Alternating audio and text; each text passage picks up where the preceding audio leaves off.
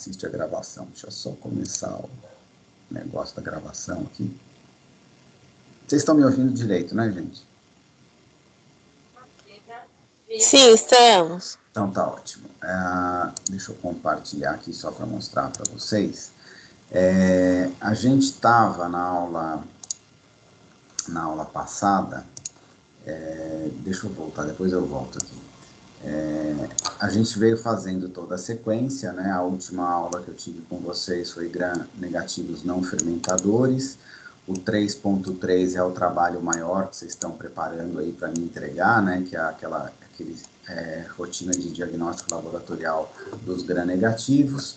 E aí a gente teria para falar espiroquetas, micobactérias, Corynebacterium e clamídia, tá? Eu, particularmente, acho que a aula de espiroquetas e de micobactérias, elas são mais interessantes do que de Coryne e de clamídia, mas eu tenho todos esses materiais prontos aqui, então eu pensei da gente fazer o trabalho hoje sobre espiroquetas, só que isso vai acabar conflitando um pouquinho. Eu fico chateado pelo pessoal que está fazendo imunoclínica, porque espiroqueta, parte delas é falar sobre o treponema, que já foi o trabalho que a gente fez de imunoclínica. Então, se vocês quiserem que eu fazer sobre Coryne e clamídia para fazer um diferente, por mim não teria problema. Quero que vocês fiquem à vontade, vocês podem se manifestar para não ter que fazer trabalho que está parecendo que está repetido aí, ou vocês não se importam, podem fazer claro que o enfoque na microbiologia clínica é completamente diferente do enfoque da imunologia, tá? O enfoque agora é muito mais na bactéria, na doença, do que no diagnóstico, mas se vocês quiserem fazer sobre outro, vocês, por favor, se manifestem. Eu peço para vocês fazerem Coryne e clamídia, que é legal também.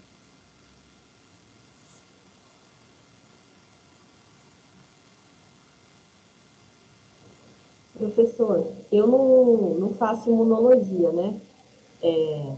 Porque eu já fiz no semestre passado. Uhum. Aí eu só estou fazendo a bacteriologia clínica. Seria um trabalho sobre espiroquetas, né? Eu vou explicar tudo para vocês, tá? Um trabalhinho sobre os 3 principais gêneros, com as principais espécies, as principais características das doenças e, resumidamente, assim, na bacteriologia a gente está muito mais preocupado com caracterizar o micro-organismo, né? Identificar o micro-organismo laboratorialmente. É que treponema a gente não cultiva em laboratório, não dá para cultivar, então o diagnóstico é só sorológico, o diagnóstico é sempre na parte da imuno, a gente não faz diagnóstico de treponema através de meio de cultura. O que a gente consegue fazer é esfregaço a partir de lesão e fazer alguns tipos de microscopia específicas. Isso existe para diagnóstico de treponema, como um diagnóstico sugestivo, né? Por microscopia a gente nunca pode identificar micro-organismo, mas e aí basicamente é falar sobre os gêneros, tá? São 3 gêneros de espiroquetídeos que são importantes, que é o próprio gênero treponema, que tem aí 4 espécies importantes. A mais importante delas é a bactéria que causa o sífilis, tá? Causa a sífilis, que é uma infecção sexualmente transmissível. Depois tem outras 3 doenças, que é Begel, Pinta e Bolba, que são também causadas por treponema. 2 dessas doenças são doenças endêmicas apenas do continente africano, então a gente não precisa ficar também perdendo muito tempo em ficar falando sobre doenças africanas raras, tá? Não é a ideia. Dentro do gênero treponema, a gente tem aí, então, sífilis talvez seja o mais importante. Além do gênero treponema, a gente tem o leptospira, tem uma espécie importante que é a Leptospira interrogans, que causa a leptospirose, né? E a gente tem também o gênero Leptospira, treponema e borrelia. E aí a gente tem também o gênero borrelia, causa borreliose, que aí a gente tem três temas aí importantes, tá? Eu deixei, vou mostrar aqui o livro de vocês, só para vocês terem. Esse capítulo do livro, por acaso, está até bem feito, está bastante bem feito. Resumidinho, mas está bem feito. Tá? Então, ele vai chamar aqui, então, os 3 maiores gêneros de importância, o treponema, Borrelia e Leptospira, né? A treponema, 4 espécies patogênicas ao homem, doenças semelhantes e tal. Aí a gente vai falar basicamente da sífilis, tá? Aí ele vai dizer que treponema não se cultiva em laboratório, sífilis é uma doença que tem o mundo inteiro, parará, fala de sífilis, penicilina continua como um tratamento eficaz, e aí ele vai fazer algumas características sobre a doença. Eu até conversei isso já com o pessoal lá na imunoclínica, quem viu já não perde muito, tá? Então, a gente vai ver como é que é o micro-organismo, quais são as características, e o passo a passo da doença. Depois, a gente tem aqui as leptospiras, tem a leptospira interrogans, que causa a leptospirose, né? Ele vai falar também o que é a leptospirose, como é que não é, quais são os antibióticos mais utilizados, se é um micro-organismo sensível, resistente, como é feita a prevenção, profilaxia, tá?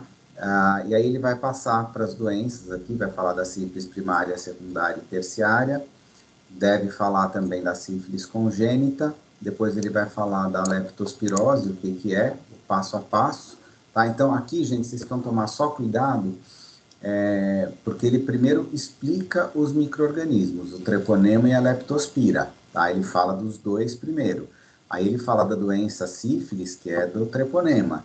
Depois aqui, ele vem e já começa aqui, ó, por leptospira, tá? Então você tem que prestar atenção que aqui ele já está falando de outra bactéria. Aí ele vem para o diagnóstico. Esse diagnóstico aqui é diagnóstico de sífilis, que é VDRL, com soro, com líquor, como é que a gente interpreta o resultado, como é que a gente confirma, que é o FTA-ABS, tá? Então, a gente tem aqui o passo a passo de confirmação, o que significa, o que não significa, tá? Então, essas são as ideias básicas aí, a gente trabalhar com isso. O que eu não queria, tá? De verdade, o que eu não queria é que vocês ficassem restritos aqui ao livro. Eu acho que seria muito mais produtivo para vocês se vocês achassem outras fontes de informação e para o trabalho não ficar muito grande, gente, vamos fazer só de sífilis e de leptospirose. Eu vou até mudar o tema aqui, senão vai ficar muito grande para vocês, tá? Vou falar aqui só sobre sífilis e leptospirose. Não vai ficar muito grande, tá? Então, assim, o que vocês precisam falar sobre cada uma dessas doenças? Primeiro, as características gerais do meio do micro-organismo. Então, caracterização, como é que não é, cultiva, não cultiva, como é que a gente faz com ele no laboratório e tudo mais. Descreve como esse micro-organismo causa a doença, como a doença evolui. Não precisa se preocupar muito com tratamento, se bem que esses 2 são tratados com antibióticos simples, essas bactérias não são resistentes. Pode fazer um parágrafozinho curto, trata desse jeito. E a parte de diagnóstico, que é importante para a bacteriologia clínica. No caso da sífilis, de novo, a parte de bacteriologia clínica é só microscopia, ou de campo escuro, ou com imunofluorescência, são microscopia com emissão de luz, tá?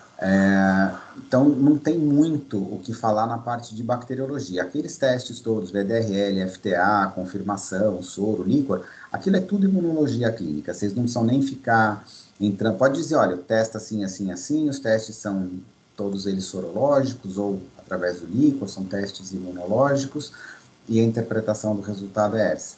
E para a leptospirose é a mesma coisa, caracterizar a bactéria, caracterizar a doença, e como é que a gente consegue lidar com esse micro-organismo em laboratório, tá? Não é difícil, não é grande, é só fazer realmente um apanhado geral aí, Pode, claro, basear no livro, não tem, o livro está aí para apoio de vocês, mas ele é bastante condensadinho. Então, se vocês acharem algumas outras fontes de informação, alguns outros livros aí, eu acho que fica legal, tá?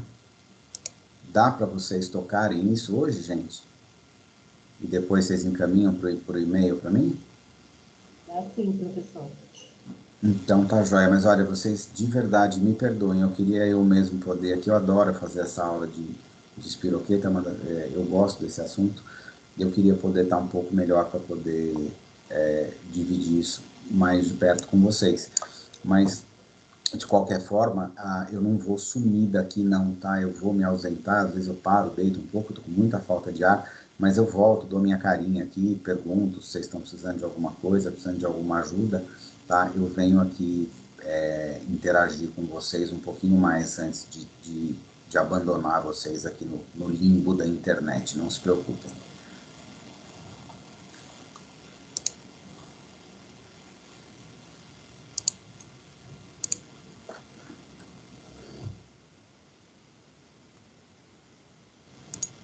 Professor, Pois não?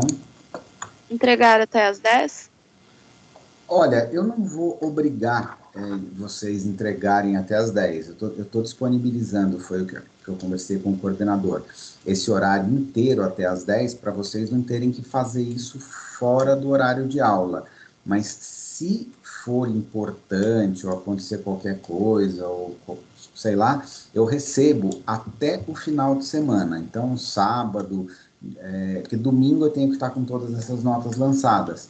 Então, eu não vou exigir que vocês me entreguem hoje, mas se vocês quiserem aproveitar esse horário, fazer e ficar livres, é uma sugestão que eu dou para vocês. Eu acho que é melhor se vocês entregarem hoje. Mas até sábado, se chegar no meu e-mail, eu não tenho o menor problema. Tá bom. E individual, né? É melhor, gente, porque daí vocês conseguem cada um fazer o seu roteirinho de estudo, né? A gente, à distância, assim, é difícil fazer trabalho em grupo, né? Ainda mais para fazer na hora, assim. Mas, de novo, não consigo, não dá, não foi, tá tudo bem. Pode fazer duas pessoas, no máximo três. Eu acho que o ideal é que cada um de vocês veja para vocês realmente como se vocês estivessem pegando esse horário para ter 2 horinhas de estudo mesmo, entendeu? Vocês ficarem aí das 7h30 até umas 9h30 estudando sífilis e leptospirose. Eu acho que seria a ideia maior para poder gerar dúvida em vocês e aí nos próximos encontros eu tenha condições de conversar com vocês um pouquinho. Tá bom, professor. Obrigada. Imagina, eu que agradeço.